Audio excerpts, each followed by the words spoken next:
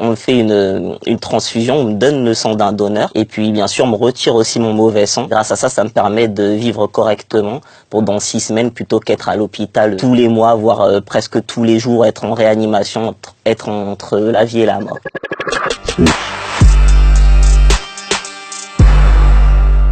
Je suis né avec une maladie génétique, donc une malformation des globules rouges qui s'appelle la drépanocytose. Pour faire simple, c'est une malformation des globules rouges qui sont en forme de faucille ou de demi-lune au lieu d'être en forme de rang. Donc ils se bloquent dans les vaisseaux sanguins et ils rapportent pas d'oxygène aux organes. Vous savez, quand on est drépanocytaire, ce sont des crises qui sont très très douloureuses, indescriptibles. C'est que même les vibrations du sol nous font mal, pour vous dire.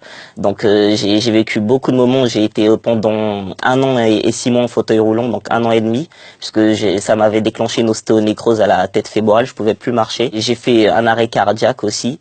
J'ai fait beaucoup de syndrome thoracique aigu, donc tout ce qui se rapproche des pneumonies. Ça a été vraiment une saloperie de maladie qui m'a gâché complètement mon enfance, qui a gâché, comme j'ai dit, ma vie d'adolescent. Mais ça gâchera pas ma vie d'adulte, et justement, grâce au don du sang, ça me permet de rattraper mes rêves. Puisque quand on est drépanocytaire, c'est, comme je dis, on vit pas, on survit. Et puis, quand on a des rêves, surtout comme les miens, malheureusement, on nous dit tout de suite que c'est impossible. Moi, je voulais être pilote de ligne à la base, donc être en altitude. Mais le problème, c'est qu'en altitude, il y a moins d'oxygène, donc j'avais pas le droit. Mais grâce au don du sang, j'ai pu justement passer une licence de pilote privé, donc réaliser quand même un très beau rêve.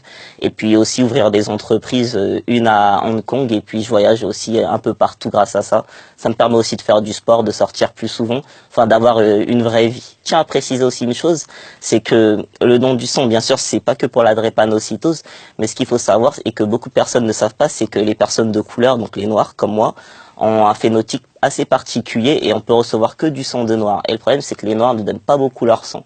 Donc j'aimerais bien qu'ils puissent m'écouter, qu'ils soient attentifs à mes mots et qu'ils donnent aussi leur sang. C'est quelques minutes, voire une petite heure pour sauver une vie. Moi, c'est 6 semaines à chaque fois, on me recharge et ça me permet d'être là.